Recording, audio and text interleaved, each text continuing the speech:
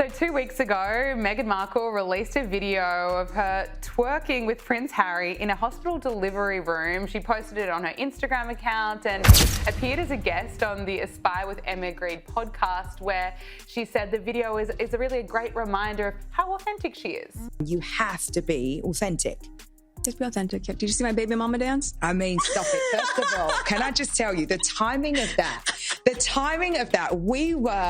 we maybe watched it like 20 times yesterday, and I was like, is that her? Oh my God. Is that Prince Harry there with the fingers and the... I was like, I don't think anyone in the world knows that Meghan Markle has eaten Jack in the Box and loves it. It's so funny, too, that you keep saying Meghan Markle. You know I'm so...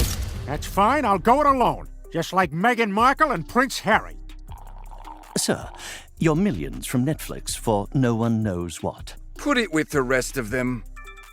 Babe, time to do our daily $250,000 sponsored Instagram post for Del Taco. I shouldn't have left the made-up nonsense. Seriously, it's driving me crazy. I'm sick of hearing about them, but I can't get away from them. They're everywhere, in my face. Look, Kyle, we just kind of don't care about some dumb prince and his stupid wife. Meghan Markle is back in the headlines, this time not for a royal appearance, charity event, or Netflix deal. Instead, it's a resurfaced video of her dancing in a hospital room while heavily pregnant that's stirring up buzz online. The clip, which features Meghan and Prince Harry grooving to the baby Momma Dance as they waited for daughter Lilibet's arrival, has gone viral again, and it's her recent comments about it that have reignited the controversy. During a new podcast appearance, Meghan defended the video, calling it a powerful display of her authenticity, a label she's been eager to claim in recent years. While some praised the candid moment as refreshing, others saw it as yet another calculated move for attention, clashing with her ongoing pleas for privacy. So what's really behind this sudden reshare and defense? Let's break it down point by point. you have to be authentic.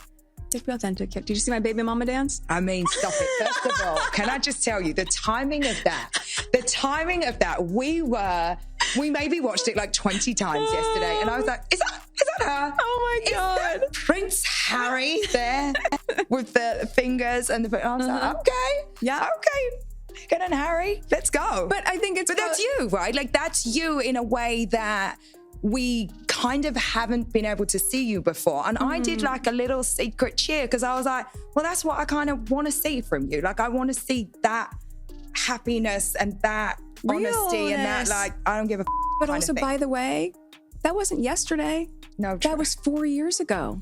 So it's also a really great reminder that with all the noise or whatever people do, there's still a whole life, a real, authentic, fun life that's happening behind the scenes. I'm just grateful that now, being back on social as well, I have a place where I can share it on my own terms. When Meghan Markle shared a video of herself and Prince Harry dancing in a hospital room, the internet didn't quite know what to make of it. Filmed back in 2021, while Meghan was in labor with daughter Lilibet, the clip shows the couple swaying and twerking to the popular Baby Momma Dance song. Released years later on Instagram to celebrate Lilibet's 4th birthday, the video quickly went viral, though not entirely for the reasons Meghan may have hoped. While it was clearly meant to be playful and lighthearted, many were taken aback by how deeply personal the footage was. Given Meghan's repeated calls for privacy, this kind of public overshare felt jarringly out of sync. Some saw it as a glimpse into her real, unfiltered self. Others viewed it as a deliberate bid for attention. Either way, the timing and nature of the video have only fueled more questions and plenty of criticism.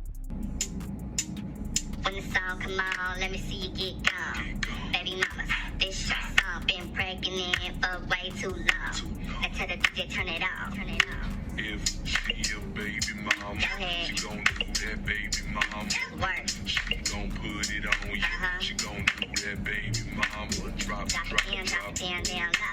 Meghan Markle's unexpected appearance on the Aspire with Emma Grede podcast gave her the perfect stage to explain and defend the now viral hospital dance video. She described the clip as a great reminder of how authentic her life truly is behind the scenes, insisting it wasn't meant to grab attention but simply captured a genuine moment of joy.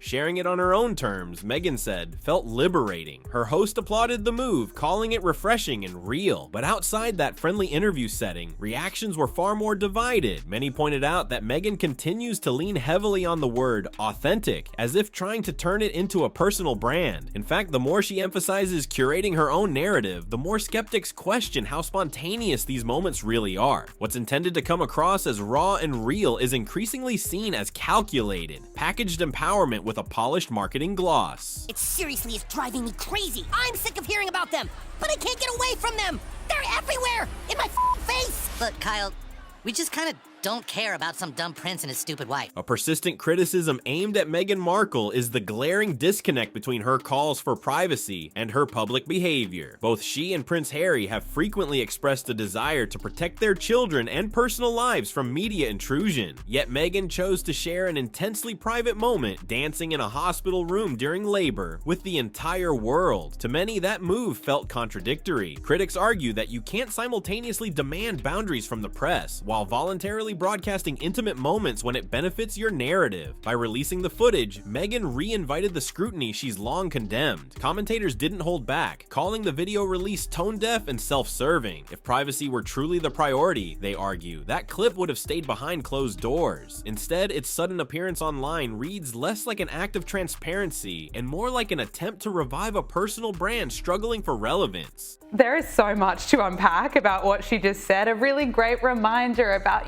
how real their life is. She needs to stop banging on about how authentic she is. She just seems to me to be so desperate to be trying to cling on to this brand that she's real, she's authentic. But sorry, of all my friends who are mothers, I don't know anyone that has shared a video like that in a hospital room, twerking around. It was absolutely ridiculous and not that relatable. To some royal observers, Meghan Markle's decision to revive the hospital dance video, especially timed with her daughter Lilibet's birthday, felt less like celebration and more like strategy. Critics argue that Meghan has a growing tendency to tether her children's milestones to her own personal narrative, often redirecting the spotlight back onto herself. What could have been a heartfelt birthday tribute instead became a carefully staged moment to reinforce her authentic brand. Rather than let Lilibet shine, Meghan reintroduced a years-old video centered on her own experience, repackaged and redistributed for maximum impact. It's a move straight from the celebrity playbook: recycle content, reframe the message, and reassert relevance. But this time, the tactic fell flat. Viewers questioned why such a private moment was being paraded again, and whether this was really about vulnerability or just another performative pivot dressed up as empowerment. Not that relatable, to be honest. I mean, that sort of video belongs in a WhatsApp mothers group, really, or maybe something you might share privately. So it completely contradicts her claim of, the sort of desperate need for privacy and protecting everyone within the family unit. And she does do a good job generally with protecting the identities of the children, I feel. But you can't, on one hand, say I want privacy, on the other hand, put out a deeply personal video. I mean, I'm not surprised in the fact that, in a way, that she didn't produce a video of her actually giving birth. And that's probably the next step. Is that the next one? Maybe that is the next step. Yourself. And, the sort of viral quality of it, she's obviously thrilled to bits and thinking, well, any publicity is good publicity, so let's just rehash it and reinforce the fact that I released this video and made my daughter's 4th birthday about me again, in order to, say that I'm authentic and real and this is what happens in real life. Yeah, it's absolutely bizarre. And then for, Meghan Markle's the one who brings it up. She just really wants, she wasn't asked about it. She just wants the world to know, in case anyone missed that video,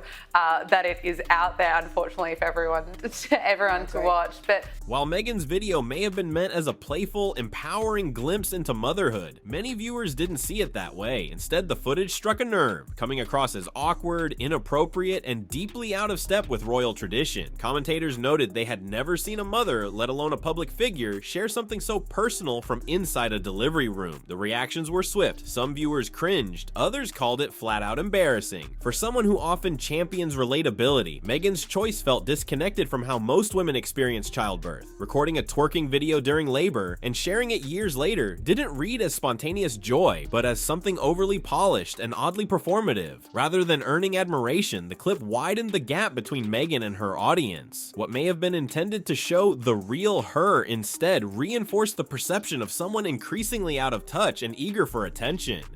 That's fine, I'll go it alone, just like Meghan Markle and Prince Harry. Sir, your millions from Netflix for no one knows what. Put it with the rest of them. Babe, time to do our daily $250,000 sponsored Instagram post for Del Taco. I shouldn't have left the made-up nonsense. Meghan Markle's return to Instagram has been marked by a stream of carefully curated family moments, ranging from nostalgic clips to polished present-day glimpses. On Father's Day, she shared a touching montage of Prince Harry reading to Archie, playing with Lilibet, and basking in soft golden lighting, all set to emotional background music. On the surface, it was sweet and sentimental, but to many, it felt more like a well-produced campaign than an off-the-cuff family video. The lighting was cinematic, the editing smooth, and the tone unmistakably polished. Critics say Meghan isn't just sharing personal moments, she's crafting a narrative, one post at a time. Rather than offering unfiltered authenticity, these clips seem to serve a broader image strategy, reinforcing the brand of the wholesome, relatable Sussex family. And it's that very level of control, the perfection of it all, that's leading more people to question what's real and what's just PR in disguise. Which is gorgeous, and you know, but every clip I think tugs at the heartstrings, but again, it's all part of the brand messaging in a way for Meghan. Nothing's done with that.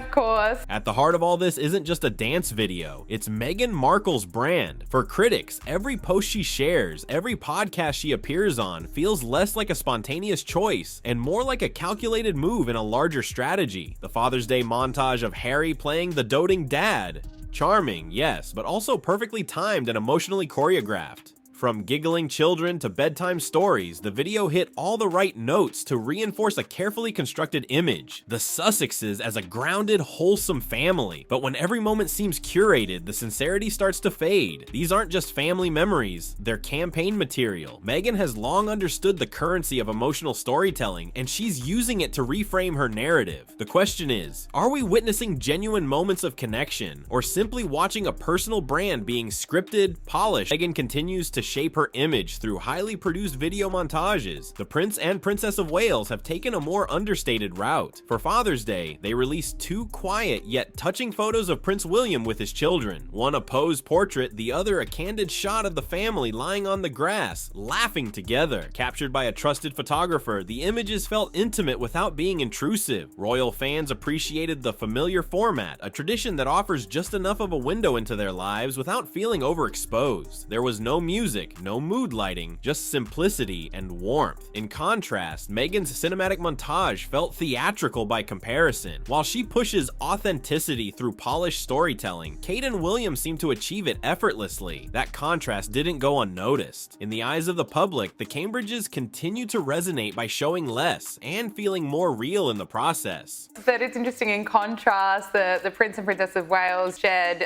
two photographs of Prince William with William's and Catherine's children to mark Father's Day. One is a portrait shot showing the Prince standing with his arms around George, Charlotte and Louis, and the other is a black and white image showing the four of them lying on the grass. There it is. What are your thoughts on this? These were both taken by Josh Shinner, who is a photographer based in Norfolk, I believe, who they often invite to their home there to do intimate sort of family portraits. Last year's photographs for Father's Day were actually taken by Catherine herself, so that's quite a shift. And it was a very different photograph too, because it was William with the three children looking out across the fields with their sort of backs to camera in a way. So I found that very poignant at the time. But of course now we have this sort of great colour image where, I mean, it's posed, Gabriella, but it's not stiff. You sort of get a sense of the cohesion within that family. And I do feel with royal photographs, consistency is a very key attribute. People want to see almost the same format year after year, so you can see how much the children have grown up. Yeah, and then of course the real gold is that beautiful black and white image of them sort of tangled up on the lawn and laughing and giggling and sort of wrestling, and kids grow out of that. Princess Kate's recent return to public life following her cancer treatment has been nothing short of powerful. Her presence at events like Trooping the Colour and the Order of the Garter service wasn't just ceremonial, it was symbolic. With each elegant outfit and carefully chosen accessory, Kate projected resilience, grace, and an unwavering sense of duty. Observers noted subtle homages to Princess Diana woven into her fashion choices, but it was Kate's warmth, her laughter alongside Sophie Wessex, and quiet moments of connection that left the deepest impression. expression. It's the kind of authenticity Meghan Markle often speaks about chasing, yet Kate achieves it without saying a word. Ironically, Kate was once offered as a mentor to Meghan, a gesture reportedly declined in favor of Harry's guidance. In retrospect, that choice feels telling. Where Meghan works hard to brand herself as real and relatable, Kate simply lives it, earning admiration not through image building but through quiet, dignified presence. Have you been hanging out with Meghan and Harry since No. they've been in California? No, I don't know them. What do you think of them? I admire Harry for going to Afghanistan. Anybody who's had military service, I can only criticize so much because I haven't. And there's nothing that compares to military service. But they're ridiculous after that. They want it both ways. You know, you can't be, these people were so mean to us and poor us, and we don't want all this attention, and then let me write a book about how much we don't want attention.